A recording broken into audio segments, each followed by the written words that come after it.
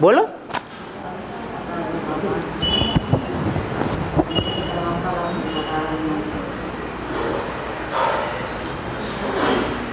हैं?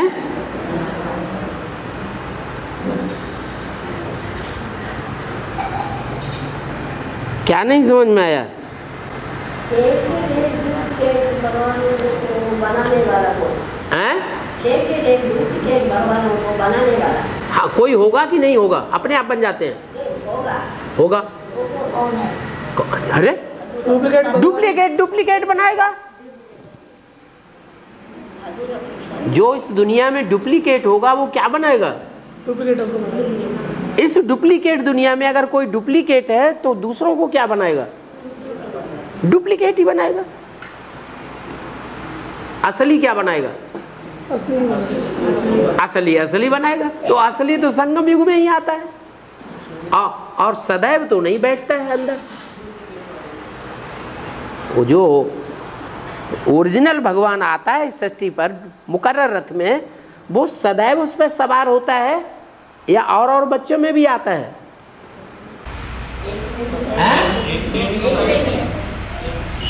एक में ही आता है। एक में ही आता है। हाँ? एक में भी सवार। तो फिर दादा लेखराज में कौन आया था? अरे दादा लेखराज में वो सुप्रीम सोल आया या नहीं आया? आया। और सुप्रीम सोल दादा लेखराज में आया तो वो ओरिजिनल भगवान आया या डुप्लीकेट आया?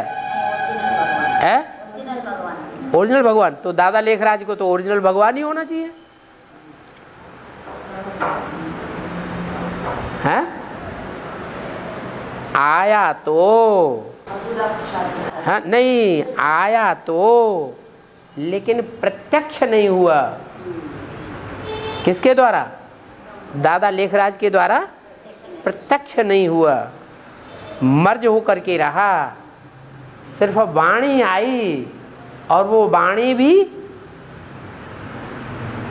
भगवान की वाणी है, इस रूप में प्रत्यक्ष नहीं हुई। क्या भगवान आता है तो क्या बनाता है? भगवान भगवती बनाता है। तो जो भगवान भगवती बने डुप्लीकेट, वो भी प्रत्यक्ष नहीं हुए। दुनिया में कोई ब्रह्मा को भगवान मानता है? अगर मानता होता तो मूर्तियां होती, मंदिर होते, पूजा की जाती। लेकिन ब्रह्मा की तो न मूर्तियां बनाई जाती हैं, न पूजा की जाती है, न मंदिर बनते हैं। इससे साबित होता है ब्रह्मा भगवान का रूप नहीं है। लेकिन इतना है, शास्त्रों में ये बात तो मानते हैं, ब्रह्मम वाक्यम जनार्दनम, ब्रह्मा के मुख से जो निकलता है वो ब्रह्म वाक्य है, पत्थर की लकीर है, उसको कोई काट नहीं सकता।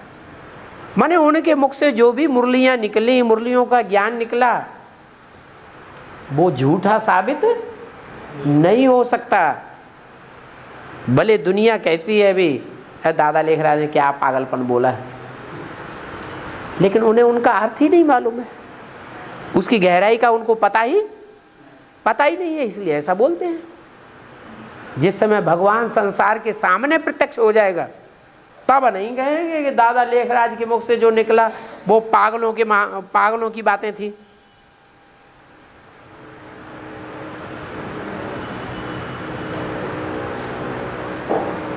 तो ब्रह्मा के रूप में ब्रह्मा बनने वाले तो ढेर हो गए। कितने हो गए? 4-5 ब्रह्मा हो गए। 5 मुख भी दिखाए जाते हैं ब्रह्मा को, पंचानन, चतुरानन। वो ब्रह्मा तो हुए, लेकिन भगवान नहीं कहा जाता है। और प्रश्न किसका था? माता जी का।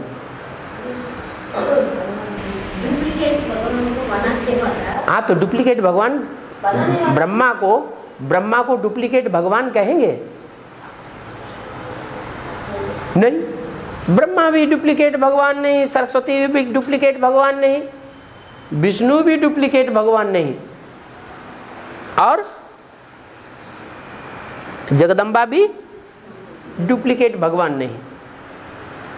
भगवान है, डुप्लीकेट है, तो डुप्लीकेट को ओरिजिनल के साथ रख करके कोई टैली कर सकता है कि नहीं कर सकता है?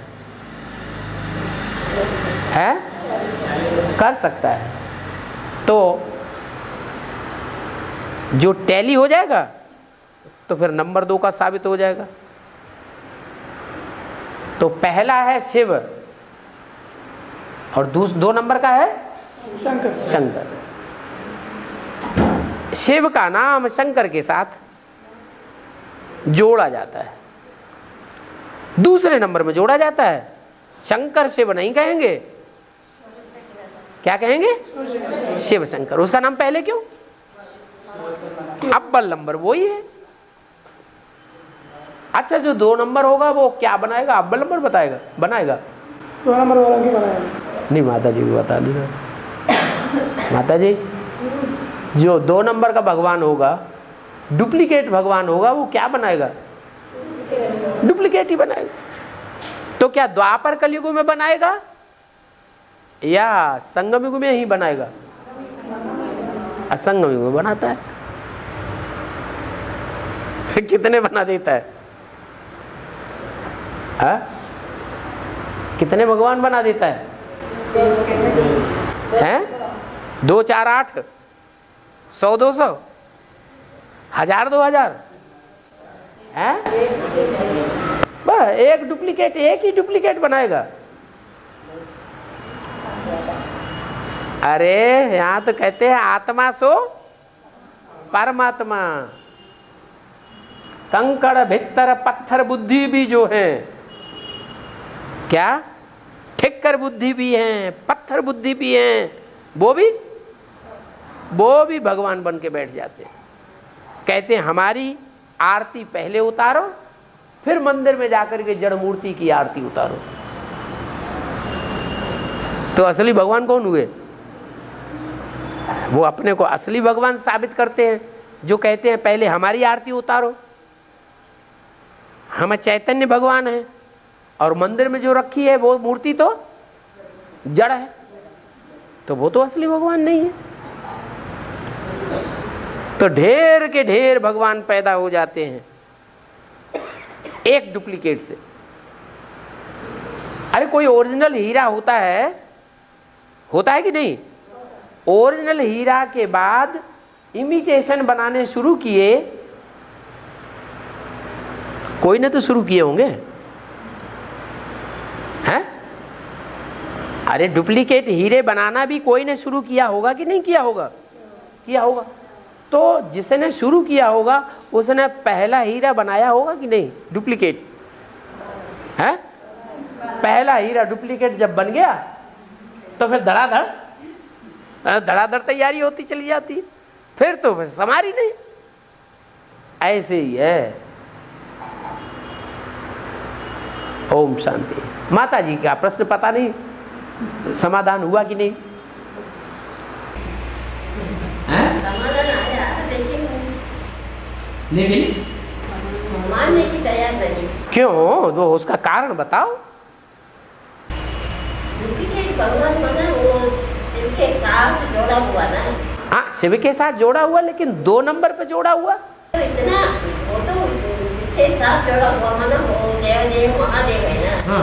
वो डुप्लीकेट भगवान वो कैसे बनाएगा? देव महादेव तो है, देवताओं में बड़ा देवता तो है, लेकिन देवताएं बुद्धू होते हैं कि बुद्धिमान होते हैं?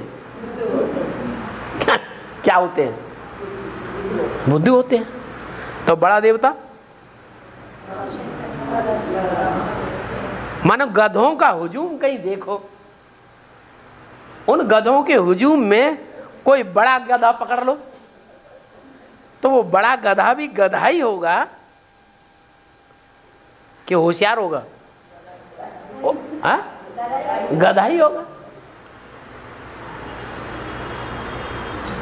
तो दुनिया में ढेर के ढेर भगवान, उन ढेर के ढेर भगवानों में से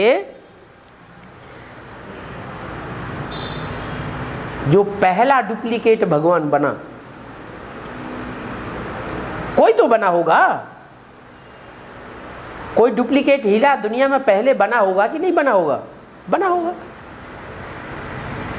ओ उसका नाम शिव के साथ जोड़ दिया, भक्ति मार्ग में जोड़ दिया है भक्तों ने। लेकिन जो ज्ञानी हैं वो जानते हैं क्या, कि शिव अलग है और शंकर अलग है।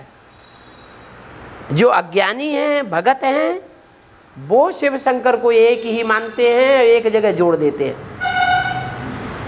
लेकिन जो ज्ञानी आत्माएं हैं वो जानती हैं एक आत्मा है शिव, जो सदा शिव है, और दूसरी आत्मा है वो अशिव भी बन जाती है। शिव माने कल्याणकारी और अशिव माने अकल्याणकारी। इसलिए टाइटल जब देते हैं शिव शंकर को तो क्या कहते हैं? शिव शंकर भोलेनाथ कहते हैं हमेशा, या ये कहते हैं शिव शंकर भोले भाले? ये भी कहते हैं शिव शंकर भोले भाले। शिव का नाम पहले तो टाइटल में भोले पहले, और शंकर का नाम बाद में तो टाइटल में भाले। भाला तो बहुत खराब होता है। भाला अगर घुस जाए शरीर में तो पूरा ही खत्म कर देगा। छोटा मोटा कांटा घुस जाए तो दर्द तो करेगा, लेकिन आदमी जिंदा तो रहेगा। जिंदा है तो उसका इलाज भी हो जाएगा। लेकिन भाला ही पूरा घुसड़ दिया तो जिंदा रहेगा है? फिर तो मरने की संभावना ज्यादा है। इसलिए वो भाला कहा गया है, भोला नहीं है। और हाँ। नारायण के पहले का रूप क्या है? नारायण का पहले रूप क्या है? बनने के पहले का? नारायण है 16 कला संपूर्ण। ब्रह्मा सो विष्णु बनता है। विष्णु बनने से पहले ब्रह्मा 0% गुणों वाला है या 100% गुणों वाला है? हैं? क्या कहेंगे? ब्रह्मा माने विकारी और विष्णु माने निर्विकारी। ब्रह्मा मृत्युलोक में खलास होता है, और ब्रह्मा जब मृत्युलोक में खलास होता है तो ब्रह्मा सो क्या बन जाता? विष्णु बन जाता है। उसी एक सेकंड में, जिस सेकंड में ब्रह्मा खलास होता है मृत्युलोक में, उसी सेकंड में वो आत्मा क्या बन जाती? ब्रह्मा सो विष्णु बन जाती। तो उसी सेकंड के आदि में वो 0% था दिव्य गुणों की धारणा में, या 100% था विष्णु बनने से पहले? ठीक पहले 0% था। अरे था कि नहीं था? था। इसलिए उसको निर्गुण कहा जाता है, जीरो को। कैसा? निर्गुण। निर्गुण बालकों की संस्था है। ये रुद्रमाला के मणके क्या हैं? क्या है? निर्गुण बालक हैं। मुझे निर्गुण हाड़े में कोई गुण नहीं। अगर गुण होते तो जीवन में खुशी खुशी होनी चाहिए, संगम युग मौजों का युग होना चाहिए, कि दुख के संकल्प भी आने चाहिए। है? है? लेकिन है, सदैव मौज रहती है, खुशी रहती है, क्यों नहीं रहती? है? माना क्या करें? विष्णु पालना में खुशी खुशी रहेगी। विष्णु पालना में खुशी खुशी, लेकिन विष्णु से 1 सेकंड पहले जब वो ब्रह्मा था तो विष्णु तो नहीं था। नो विष माने उसमें अंश मात्र भी विष नहीं था।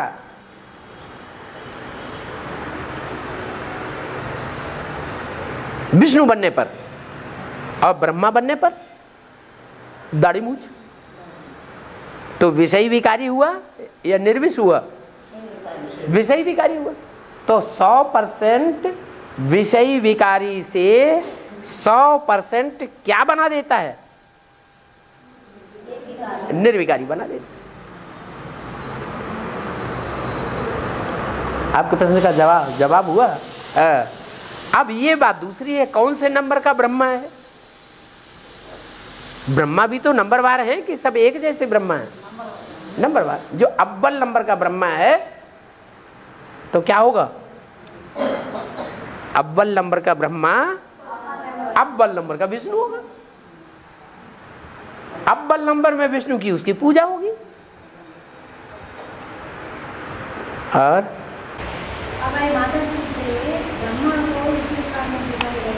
ब्रह्मा को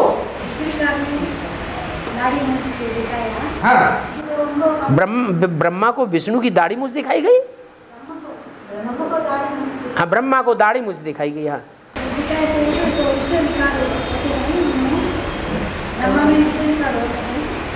क्या करें? फिर कमल फूल में बैठा हुआ ऐसा तो पता चलेगा।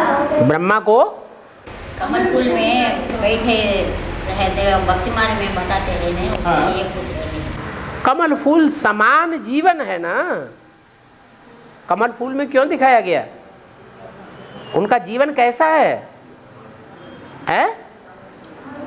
कमल फूल समान जीवन है। जैसे कमल फूल को कीचड़ में डाल दो तो कीचड़ से डिटैच ही रहेगा या कीचड़ से अटैचमेंट हो जाएगा? डिटैच रहेगा। तो है 100% विकारी फर्स्ट ब्रह्मा।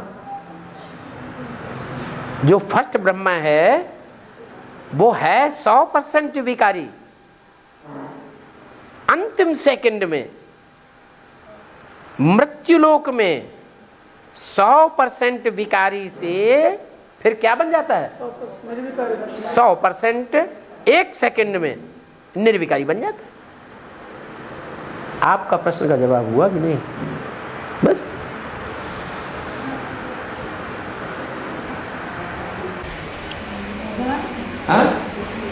స్థితిలో ఉండే పిల్లలతోనే ఆత్మిక తండ్రి మాట్లాడతారన్నారే, 8 మందితోనే అందుతున్నారు। आत्मिक स्थिति में रहने वाले बच्चों से ही आत्मिक बात करते हैं ना। तो 8 आत्मा से बात करेंगे, नहीं तो सभी से बात करेंगे। जो संपन्न आत्मिक स्थिति वाले होंगे, संपन्न, तो उनसे बात क्यों नहीं करेंगे? दुनिया में देह अभिमानी ज्यादा है कि आत्मा अभिमानी ज्यादा है? देह अभिमानियों से आप ही बात कर रहे हैं। पूछो, आप बताइए। इनका जवाब आप दे दीजिए। नहीं, उनको नहीं, आप जवाब दे दीजिए, फिर इन्होंने समझा देना। हाँ, अरे पूछ लो, पूछो। दुनिया में जो देह अभिमानी ज्यादा हैं, उन ढेर के ढेर देह अभिमानियों से भगवान बात करते हैं क्या? प्रैक्टिकल में पूछो। ప్రపంచంలో ఉండే వాళ్ళందరూ త్యాగం అన్నారు కదా, వాళ్ళందరితో భగవంతుడు మాట్లాడుతున్నాడా? లేదా? మాట్లాడుతున్నారా? हाँ, नहीं बात करते। करेंगे नहीं करते, अभी भी नहीं करते। लेकिन माता जी से पूछो, आप नंबरवार आत्माभिमानी हैं या नहीं? మీరు నంబర్ వారి ఆత్మాభిమానిగా ఉన్నారా? ఆత్మాభిమానం నిండుగా ఉన్నారా? नंबरवार आत्माभिमानी है। लेकिन नंबरवार जो आत्माभिमानी है उनमें भी एक हैं दूसरी भाषा भाषी वाले, और एक हैं भगवान की भाषा वाले। तो भगवान किससे पहले बात करेंगे और किससे नहीं करेंगे? पूछो। బాబా మీరు చెప్పారు కదా మేము కొంచెం కొంచెం ఆత్మజ్ఞానాలని, అయితే ఇక్కడ భాష తండ్రి భాష తెలుసుకున్న వాళ్ళు కొంతమంది, వేరే భాష వాళ్ళు కొంతమంది ఉన్నారు. మరి తండ్రి ఎవరితో మాట్లాడతారు? ముఖ్యంగా बाप की भाषा। हाँ? बाप की भाषा। जो बाप की भाषा जानते होंगे उनसे पहले बात करेंगे और फिर उनके थ्रू जो जो नहीं जानते हैं उनसे बात करेंगे। ఎవరికైతే తండ్రి భాష తెలియదో వాళ్ళతో వాళ్ళ ద్వారా మాట్లాడిస్తారు. ఇప్పుడు వేరే ఒక భాష తెలిసిన వాళ్ళు, తండ్రి భాష తెలియని వాళ్ళు ఉన్నారు కదా, ఈ తండ్రి భాష తెలిసిన వాళ్ళ ద్వారా మీకు ఆ విషయం తెలియజేస్తారు అంతే. ఇప్పుడు తండ్రి భాష నేను మీకు వినిపించాను తెలుగులోకి, ఆ విధంగా వాళ్ళ ద్వారా తండ్రి భాష తెలిసిన వాళ్ళ ద్వారా మీకు తెలిపించడం जरूरत है। मेरे से बात नहीं करते, आपसे बात करते तो इनकी क्या जरूरत है? ఆత్మాభిమాని మనం ఆత్మాభిమాని స్థితి అయిపోయినప్పుడు తండ్రి మనతో మాట్లాడతాడని ఉంది కదా మొదటి పాయింట్. అప్పటికి మనతేనా ఇది మంచిదేనా? अगर हम आत्माभिमानी स्टेज में जाएंगे गे हाँ, तो जो आत्माभिमानी स्टेज में जाएंगे उनसे जो सदैव आत्मा रहने वाला बाप है वो उनसे डायरेक्ट बात करेगा। फिर उनको क्लैरिफिकेशन देने वाले की जरूरत नहीं होगी। आत्माभिमान स्थिति के వెళ్ళినట్టయితే ఆత్మాభిమాన తండ్రి నిరాకార శివుడు డైరెక్ట్ మీతో మాట్లాడతాడు, మధ్యలో ఆడలు ఎవరు అవసరం లేదు. ट्रांसलेशन करने वाले की जरूरत है, ट्रांसलेटर की जरूरत ही नहीं। क्या जो संपूर्ण आत्माभिमानी ऐसे बच्चे होंगे जो भगवान की भाषा नहीं जानते हैं, हिंदी भाषा नहीं भी जानते, लेकिन संपूर्ण या तीखी आत्माभिमानी होंगे, परसेंटेज में ऊंची स्टेज वाले आत्माभिमानी होंगे, तो उनकी ये विशेषता होगी कि एक तरफ भगवान उन्हें समझाएगा और दूसरी तरफ वो कैच कर लेंगे।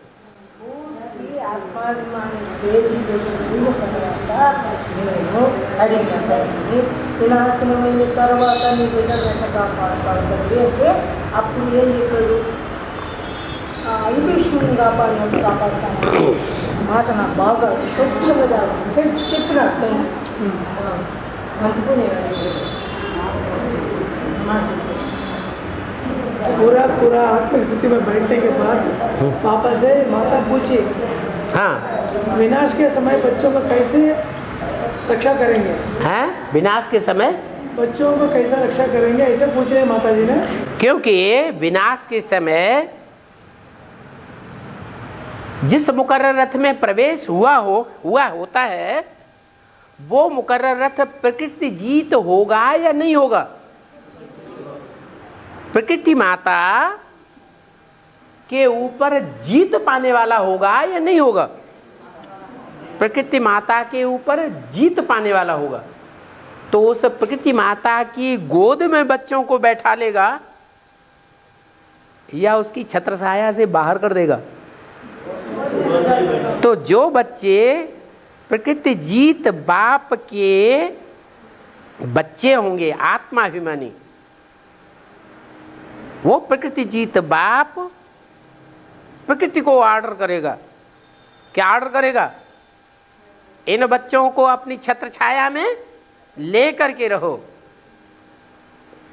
तो प्रकृति जीत है तो प्रकृति माता प्रकृति पति की बात मानेगी या नहीं मानेगी? मानेगी।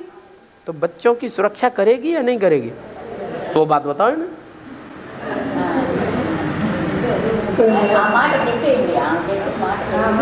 हाँ, कि माता की वाक्य तो पूरा नहीं होगा।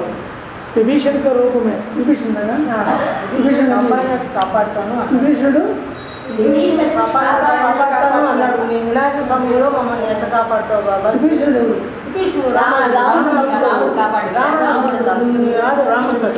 రాముడు కాపాడింది.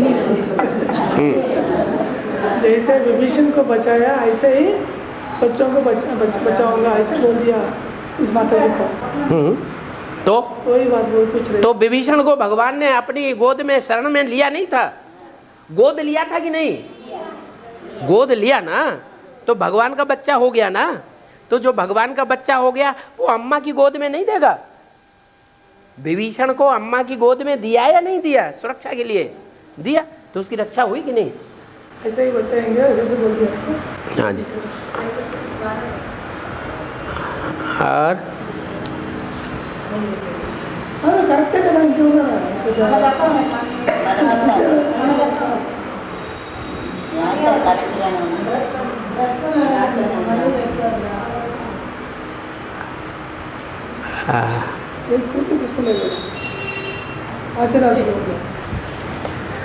बाबा एक माता जी पूछ रही है, परम धाम खाली हो जाएगा क्या?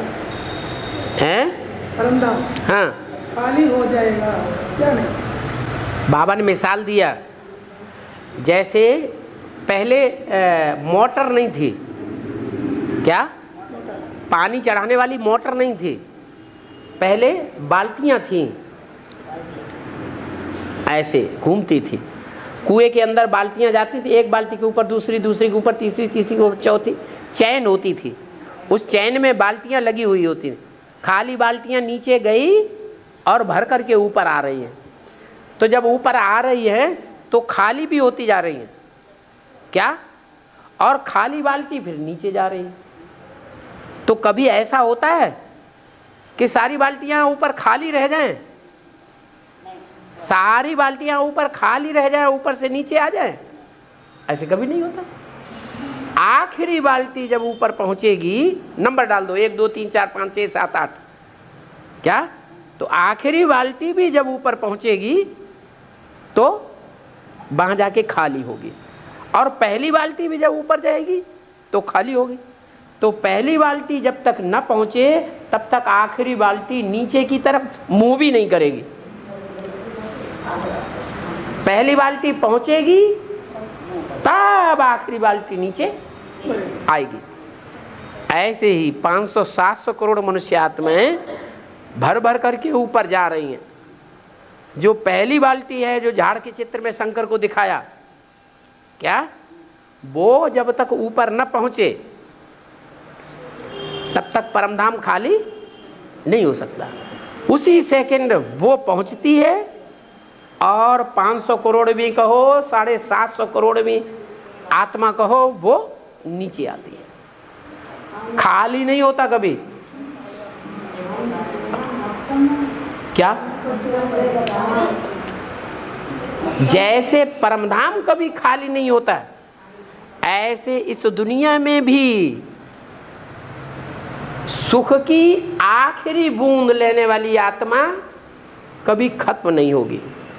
कुछ न कुछ, थोड़ा में न थोड़ा, आखिरी आत्मा भी जो उतरेगी वो 1 सेकंड अपने पहले सेकंड में सुख अनुभव करेगी। ये दुख की दुनिया में भी, जहां अपरम अपार दुख हैं, उस अपरम अपार दुखों की दुनिया में भी कोई न कोई आत्मा ऐसी बची रहेगी जो अपरम अपार सुख महसूस करेगी। क्या? लास्ट सेकंड में भी ऐसे होगा। यह है सुख दुख की दुनिया। यहां सुख भी मौजूद रहता है और यहां दुख भी मौजूद रहता है, लेकिन 1 सेकंड सिर्फ ऐसा आता है जहां 100% सुख की दुनिया होगी, लेकिन 1% भी दुख नहीं होगा।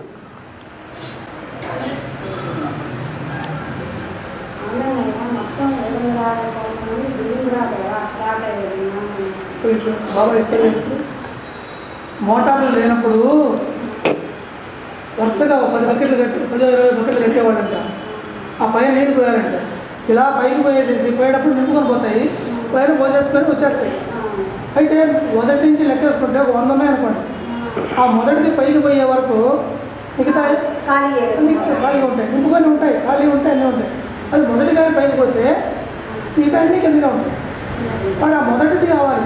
ఇప్పుడు ఈ వృక్షంలో చిత్రంలో కల్పవృక్ష చిత్రంలో శంకరుని చూపించాడు.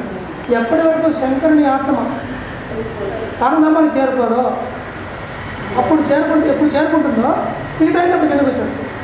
ఇంకా పొడవున్నా అప్పుడు వస్తాయి. అప్పుడు వెళ్ళిపోయి ఒకటో వెళ్ళిపోయింది అది ఖాళీ అయింది. కాబట్టి పరధామం ఎప్పుడు ఖాళీ అవ్వదు, ఈ భూమి కూడా ఎప్పుడు ఖాళీ అవ్వదు, ఈ భూమి మీద సుఖం కూడా ఖాళీ అవ్వదు. అయితే చివరిగా వచ్చే జనాత్మ కూడా ఒక్క సెకండ్ అయినా సరే ఆ సుఖం యొక్క అనుభవం చేసుకుంటుంది. కాబట్టి అది ఖాళీ అయ్యే మాట లేదు. భూమి ఖాళీ కాదు, పరధామం ఖాళీ.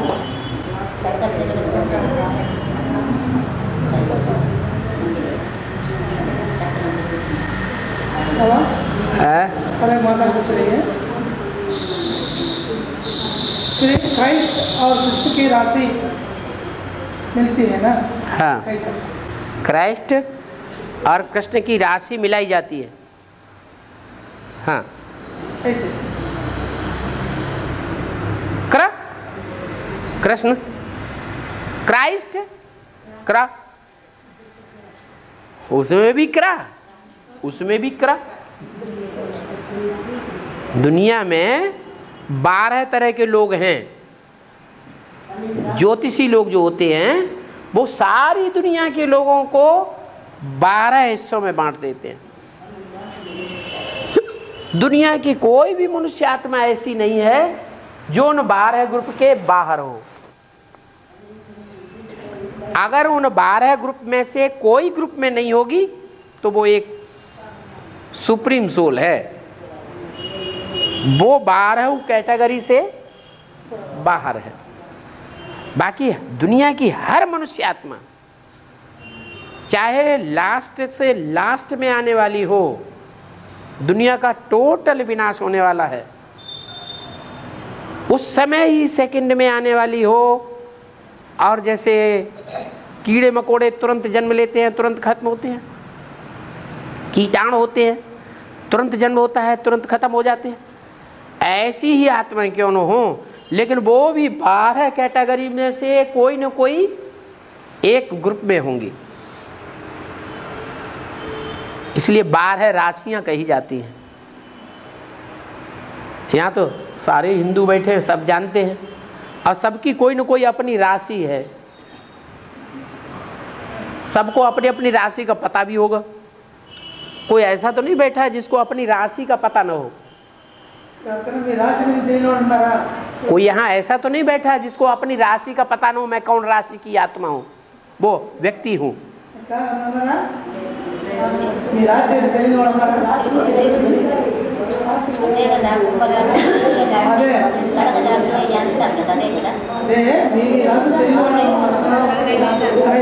हैं? कोई नहीं है? हैं? आपको अपनी राशि का पता नहीं है? हैं? अरे ये एक आत्मा कहाँ से निराश निकल आई है? निराश, इसको कोई आस नहीं है। अरे कोई तो ग्रुप में कोई संगठन में तो रहना चाहिए। दुनिया में कोई ऐसा हो जो सब संगठनों से बाहर हो जाए, अकेला पड़ जाए, है? उसका कोई ग्रुप नहीं, कोई क्लास नहीं, कोई कैटेगरी नहीं, कोई संगी साथी नहीं, तो आशावान होगा या निराश होगा? तो निराश होगा, हो जाएगा। तो आपको पता नहीं है, लेकिन आपकी भी कोई राशि है, नहीं तो आप हंसते हुए नहीं दिखाई पड़ते। ప్రపంచంలో ఉండేటువంటి సర్వాత్మల్ని కూడా 12 రాశుల్లోకి తీసుకున్నారు. కాబట్టి ఏ ఒక్కరు కూడా ఒకవేళ మనకు తెలియకపోవచ్చు, కానీ ఏదో ఒక రాశిలో మనం తప్పకుండా వచ్చే ఉంటాం. कोई ज्योतिषी से, कोई पंडित जी से पूछना हमारी राशि क्या है, क्या है, तो वो बताएंगे, वो बताएंगे आपकी भी राशि है। जिसको कोई आस नहीं होगी वो तो निराश हो जाएगा इस दुनिया के अंदर। क्या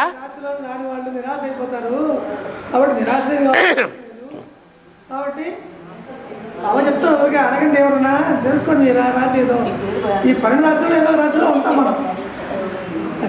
నక్షత్రాన్ని బట్టి తెలుసుకోవాలి. ఇప్పుడు వద్దులేండి నక్షత్ర మంత్రి हैं?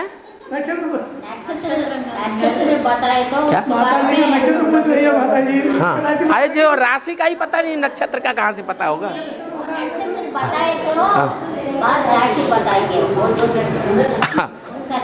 अब टाइम बताना पड़े, टाइम नहीं बताना पड़े। जो जिंदगी में नाम चलता है ना रोज बढ़ने का, जिस नाम से व्यक्ति को बुलाया जाता है उस नाम के आधार पर भी राशि निकाल देते हैं।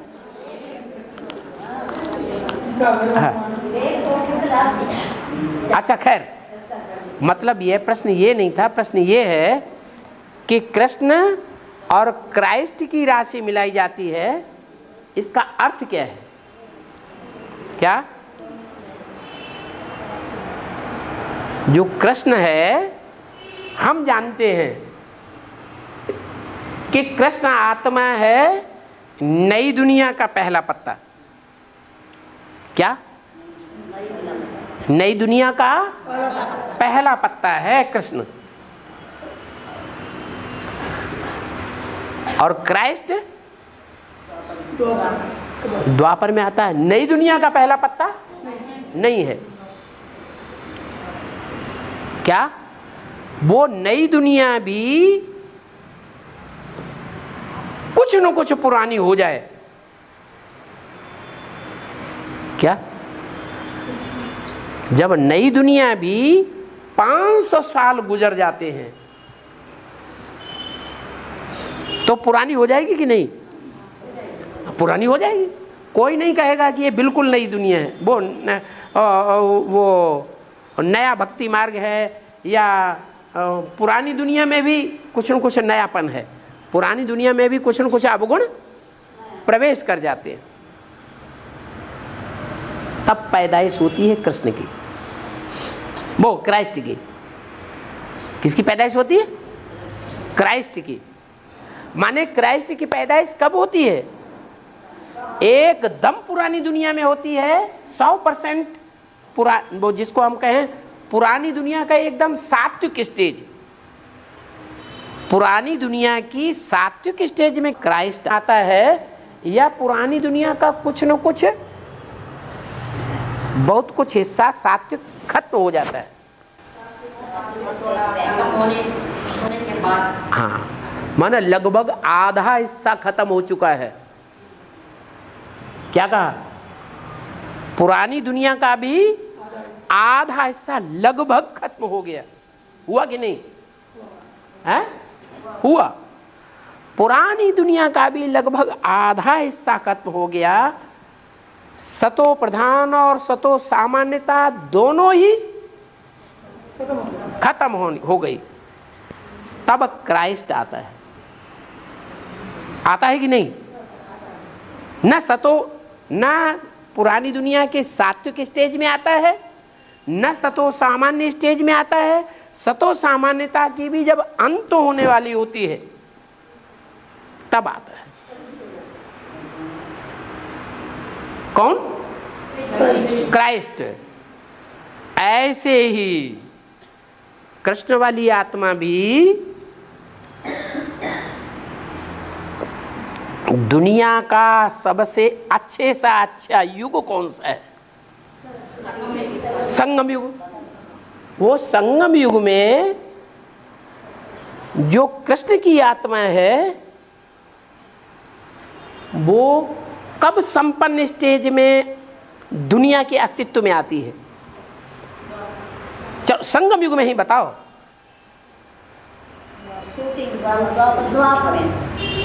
कहाँ? द्वापर युग की शूटिंग में तो जेल में थी। जब द्वापर युग की शूटिंग हो रही थी सन 98 में,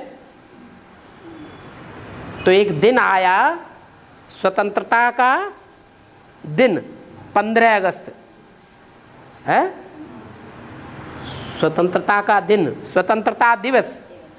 और वही दिन था जन्माष्टमी का दिवस 98। उस समय शूटिंग पीरियड में कृष्ण वाली आत्मा का पता चला कि उसने जेल में जन्म लिया,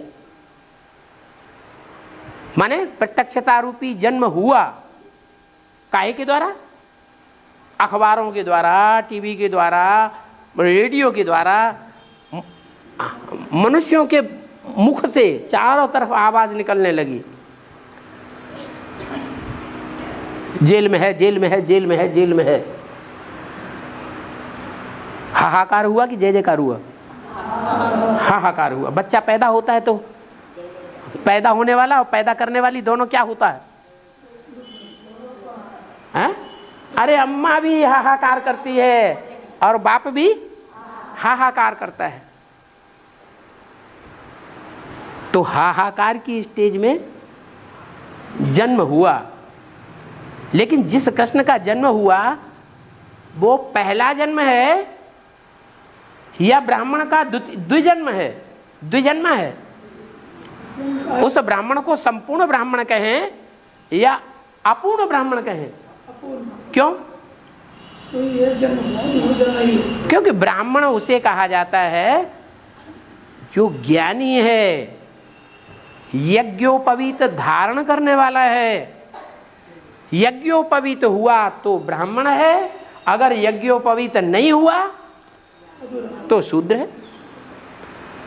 इसलिए कोई भी ब्राह्मण बच्चे का यज्ञोपवीत होना जरूरी है। तो शूटिंग पीरियड में वो कृष्ण बच्चे का भी यज्ञोपवीत होना जरूरी है।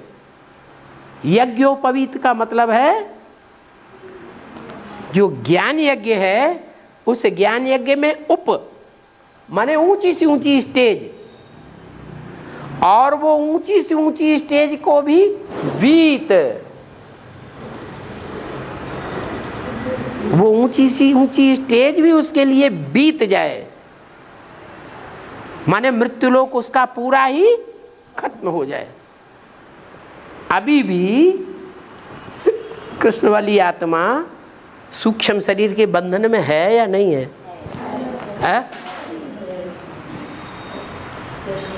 तो वो ऊंचे से ऊंची स्टेज बीत गई या अभी भी ऊंची स्टेज में पहुंचना बाकी है? है? अभी भी ऊंची से ऊंची स्टेज में पहुंचना बाकी है। माने जो द्विजन्मा ब्राह्मण होना चाहिए संपूर्ण, वो कृष्ण वाली आत्मा अभी भी द्विजन्मा ब्राह्मण साबित नहीं हो रही है। कब होगी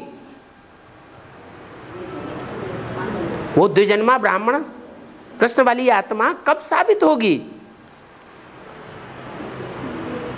अरे वो प्रत्यक्षता रूपी जन्म, दूसरा जन्म कब लेगी? हैं?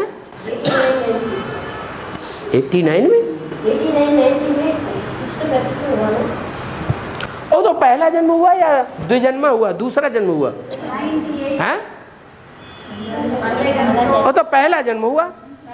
जो पहला जन्म है वो तो शूद्र का जन्म है, कचड़े से जन्म लिया। पहला जन्म है वो पक्का जन्म नहीं है, वो ब्राह्मण पक्का नहीं है, वो शूद्र है। बुद्धि में ज्ञान पूरा नहीं बैठा है। क्या कृष्ण वाली आत्मा, दादा लेखराज की आत्मा में, बुद्धि में ये ज्ञान बैठा है कि गीता का भगवान कौन बैठा? तो ब्राह्मण है कि शूद्र? शूद्र है। तो कब बैठेगा? अरे बैठेगा कि कभी बैठेगा ही नहीं? नहीं बैठेगा। कब बैठेगा? है? वो अंत कब आएगा?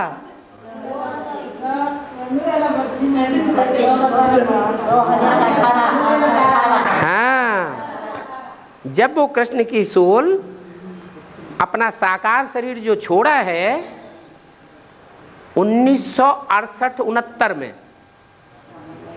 छोड़ा ना, तो 5000 वर्ष का ड्रामा उसका पूरा हो गया या पहले ही छोड़ दिया? पहले ही शरीर छोड़ दिया। कितने वर्ष पहले छोड़ दिया? 50 वर्ष पहले छोड़ दिया। उसका अपना कहा जाने वाला शरीर कोई है ही नहीं अभी। वो तो अभी प्रवेश कर रहा है, कभी किसी में, कभी किसी में, कभी किसी ब्राह्मण बच्चे में। क्या वो आत्मा अभी भी प्रवेश करके पार्ट बजा रही है, चाहे शंकर में प्रवेश करे, चाहे दूसरे बच्चों में प्रवेश करे। उसका अपना मुकर्रर रथ अभी कोई भी नहीं है, तो वो मुकर्रर रथ भी उसका बन जाएगा कब? 2018 में। और वो उस समय आत्मा उसी तरह त्रिकालदर्शी होगी जैसे कि बाप की बुद्धि में जैसे बैठा हुआ है, राम बाप की बुद्धि में बैठा हुआ है, या राम बाप समान और जो सूर्यवंशी बच्चे हैं उनकी बुद्धि में बैठा हुआ है। क्या बैठा हुआ है? कि गीता का भगवान कृष्ण नहीं है, गीता का भगवान शिव शंकर भोलेनाथ है। ये बात उसकी बुद्धि में भी कूट कूट के भर जाएगी और दूसरों को भी वो इसी बात पे पक्का कराएगा। तो कहेंगे 3 जो धागे हैं यज्ञोपवीत के, ब्रह्मा कौन, विष्णु कौन, शंकर कौन। अभी तो वो अपने को ही ब्रह्मा समझती है। जो भी ब्रह्मा कुमार कुमारी हैं उसके फॉलोअर्स, वो किसको ब्रह्मा समझते हैं? दादा लेखराज को ही ब्रह्मा समझते हैं और किसी को ब्रह्मा मानते ही नहीं। लेकिन ब्रह्मा माने कृष्ण की आत्मा की बुद्धि में भी बैठेगा कि मैं अव्वल नंबर का ब्रह्मा नहीं हूं, ब्रह्मा से विष्णु बनने वाला। शिव के साथ जिसका नाम जोड़ा जाता है वो शंकर अर्थात राम वाली आत्मा ही मनुष्य सृष्टि का पिता है और उसके द्वारा ही परमपिता परमात्मा शिव गीता का साकार भगवान का पार्ट बजाते हैं। तो ब्रह्मा की मूर्ति का भी उसको परिचय होगा कि ब्रह्मा कौन, क्या विष्णु कौन और शंकर कौन। इस दुनिया में वो 3 मूर्तियां कौन सी हैं? जिन 3 मूर्ति रूपी शरीर रूपी जो 3 कपड़े हैं, मूर्ति कहो, चैतन्य मूर्ति कहो, 3 शरीर रूपी वस्त्र कहो, जिनकी यादगार आज झंडे में दिखाई जा रही है। भारत में खास झंडा ऊंचा रहे हमारा, विजयी विश्व तिरंगा प्यारा। 3 रंगों का कपड़ा वो 3 मूर्तियों को सूचित करता है। वो सारे विश्व के ऊपर विजय प्राप्त करने वाला झंडा है त्रिमूर्ति शिव का। वो 3 मूर्तियां, वो 3 कपड़े कौन हैं? क्या नाम है उनका? नाम रूप धाम कर्तव्य उनका कुछ होगा या नहीं होगा? कि कपड़े का झंडा विश्व के ऊपर विजय प्राप्त करता है? अरे कपड़े का झंडा क्या विश्व विजय करता है? नहीं। कोई मूर्तियां हुई हैं, चैतन्य मूर्तियां हुई हैं इस दुनिया में, 5000 साल पहले भी हुई हैं और अभी भी प्रत्यक्ष होने वाली हैं, जिनके आधार पर ये भगत लोग झंडा रोहण करते हैं और झंडा गान गाते हैं, इच्छा करते हैं कि हमारा भारत सारे विश्व के ऊपर विजय प्राप्त करे। तो उस आत्मा की भी बुद्धि में बैठेगा, वो भी इसे यज्ञोपवीत को धारण करेगा। क्या यज्ञोपवीत कंधे पे धारण किया जाता है ना, धारण करेगा। बुद्धि में ये बात धारणा हो जाएगी कि ब्रह्मा वास्तव में कौन और कौन कौन किस किस नंबर का ब्रह्मा है, कौन कौन आत्माएं विष्णु का रूप धारण करेंगी नंबरवार, कौन कौन शंकर है। शंकर की अव्वल मूर्ति कौन, विष्णु की अव्वल मूर्ति कौन, ब्रह्मा की अव्वल मूर्ति कौन, प्रैक्टिकल में कौन। कृष्ण की बुद्धि में भी ये बैठ जाइए, यज्ञोपवीत धारण कर ले, तब कहेंगे पक्का ब्राह्मण हुआ, द्विजन्मा, दूसरा जन्म हुआ। द्विज हुआ, द्विज, द्विज माने ब्राह्मण। तो कब होगा? जब वो 50 वर्ष पूरे हो जाए, 2018। उससे पहले नहीं हो सकता। 50 वर्ष ये पूरे होंगे और दादा लेखराज वाली आत्मा अपने 5000 वर्ष का चक्कर पूरा करेगी और संपन्न आत्मा बन जाएगी, संपूर्ण ब्राह्मण सो देवता बन जाएगी। और जो संपूर्ण देवता बन जाएगी वो संगम युग पूरा होने से पहले ही बन जाएगी या बाद में बनेगी? पहले ही बन गई। उस समय कहेंगे कि इस दुनिया में से कोई कोई आत्माओं का ऐसी दुनिया तैयार हुई जो नई दुनिया की शुरुआत हो गई। क्या? भगवान तो आया 1976 में, संसार के सामने प्रत्यक्ष हुआ, लेकिन 1976 में भगवान संसार के सामने प्रत्यक्ष हुआ, उसका टाइटल नारायण भी तो है जो प्रत्यक्ष हुआ। नारायण है और नारायण से पहले कृष्ण भी तो है। वो संगम युगी कृष्ण है जिसमें कृष्ण की 16वीं प्रवेश है। लेकिन वो कृष्ण वाली आत्मा एकदम नई दुनिया में नहीं आई है। एकदम नई दुनिया जो है एक लंबे अरसे की बात बनती है। जैसे क्राइस्ट आता है तो एकदम पुरानी दुनिया नहीं बनती है। जब क्राइस्ट आता है तो उसके बहुत वर्षों के बाद फिर एकदम पुरानी दुनिया बनती है। पुरानी दुनिया की शुरुआत में क्राइस्ट नहीं आता और एकदम नई दुनिया की शुरुआत में कृष्ण नहीं आता, नहीं प्रत्यक्ष होता।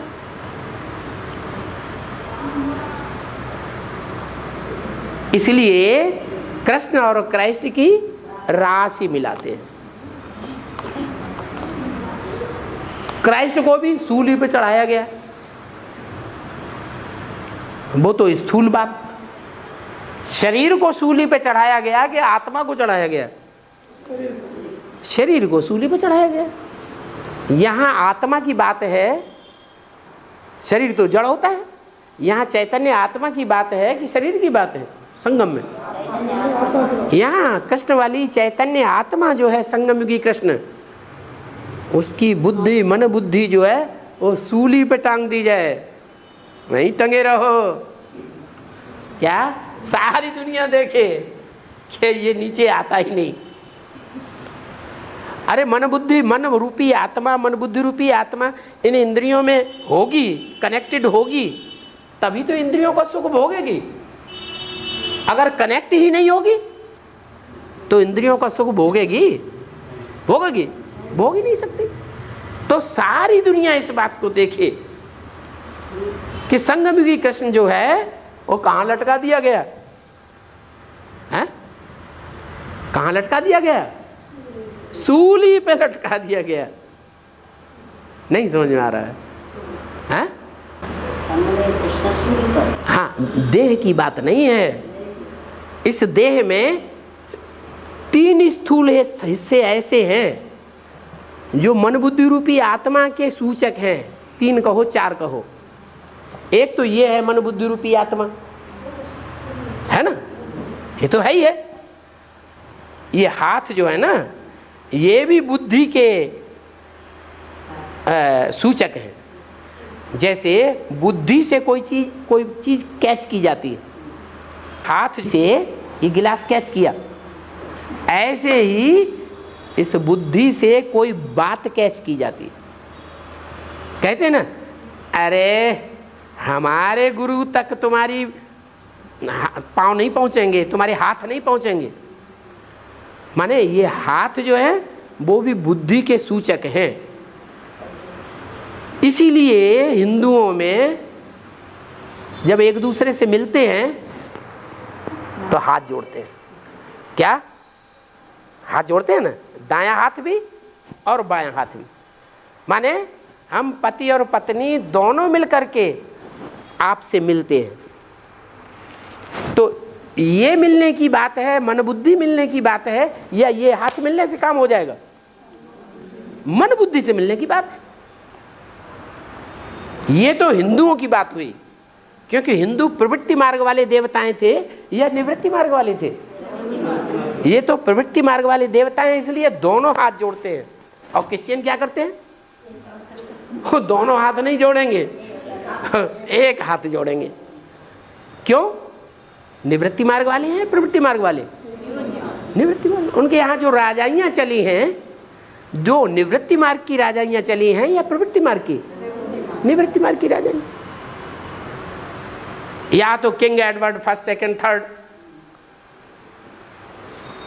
या तो महारानी एलिजाबेथ, या तो रानी बैठेगी या तो राजा बैठेगा। दोनों इकट्ठे वहां होते ही नहीं, क्योंकि निवृत्ति मार्ग वाले हैं। तो ये जो हाथ है वो काय के सूचक है? मन बुद्धि रूपी आत्मा की सूचक है। ऐसे ही ये पांव, पांव से चल के कहीं पहुंचा जाता है। ऐसे ही ये बुद्धि रूपी पांव है। अरे कहते, अरे तुम्हारे गुरुजी क्या हैं? तुम्हारी बुद्धि की तो औकात ही क्या है? तुम्हारे गुरुजी के पांव जो है हमारे गुरु तक नहीं पहुंच सकते। माना ये पांव भी चला जाता है इससे। पुरुषार्थ में भी बुद्धि से चला जाता है। क्या? जैसे बुद्धि की चाल होती है, चलते हैं ना। एक पुरुषार्थ में होता है चलना, एक पुरुषार्थ में होता है दौड़ना, और एक पुरुषार्थ में होता है उड़ना, और एक पुरुषार्थ में होता है हाई जंप लगाना। तो ये बुद्धि का काम है ना। ये भी स्थूल पांव से दुनिया में जो दौड़ें होती है ना, तो उन दौड़ों में ये दौड़ देखी जाती है। दौड़ने वाले पहले धीरे धीरे चलते हैं, फिर तेज चाल चलते हैं, फिर दौड़ते हैं, फिर दौड़ने के बाद अरे उड़ उड़ के चलते हैं, फिर लास्ट में जाके जो तीखे होंगे वो लंबी छलांग लगाते हैं और आगे निकल जाते हैं। ऐसे होता है ना। वो है शरीर की दौड़, और ये है मन बुद्धि रूपी आत्मा की दौड़। तो ये भी पांव से होती है। ये भी क्या है? ये पांव भी है, ये हाथ भी है कि नहीं? तो हाथ मिलाया जाता है। हाँ, स्वदेशी जो है वो दोनों हाथ मिलाएंगे। स्त्री का बायां हाथ और पुरुष का, दोनों हाथ से हम आपसे मिलते हैं। दोनों मिलकर के हम आपके साथ रहेंगे। और वहां विदेशियों में एक हाथ से मिलते हैं। विदेशियों में जो भी राजाइयां चली हैं वो दाएं हाथ की चली हैं, पुरुषों की राजाइयां चली हैं, या स्त्रियों की राजाइयां चली हैं? पुरुषों की राजाइयां ज्यादा चली हैं। जब सतो प्रधान थे तब king Edward first, second, third था। क्या? जब तमो प्रधान बने तो महारानी एलिजाबेथ और महारानी विक्टोरिया ये बैठ गई। यहाँ की ही शूटिंग है।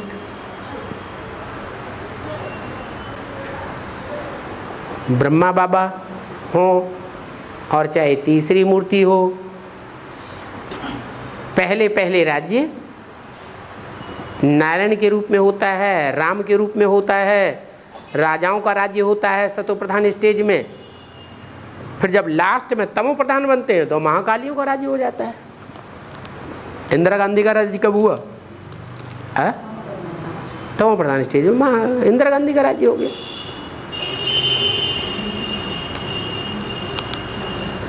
सीढ़ी के चित्र में भी क्या दिखाया है? द्वापर युग से पूजा होती है स्त्री रूप की, या कलयुग में होती है? है? कलयुग में होती है, लेकिन वो भी सिंगल स्त्री की, उसके साथ पुरुष नहीं दिखाया जाता। पुरुषों को तो महाकाली को दिखाया गया, लात मारती है। क्यों क्यों लात मारती है? अरे लात मारने का कोई कारण होगा कि नहीं? है? कोई कारण नहीं, ऐसे ही लात मार देती है? क्या कारण है? इसलिए नहीं विकारी होती है, सुपनखा पूतना नहीं होती है। हाँ हाँ, जो पुरुष हैं वो A to Z सारे के सारे दुर्योधन दुशासन, और स्त्रियां ज्यादातर अच्छी और इक्का दुक्का कोई सुपनखा पूतना निकल आती। हाँ जी हाँ जी।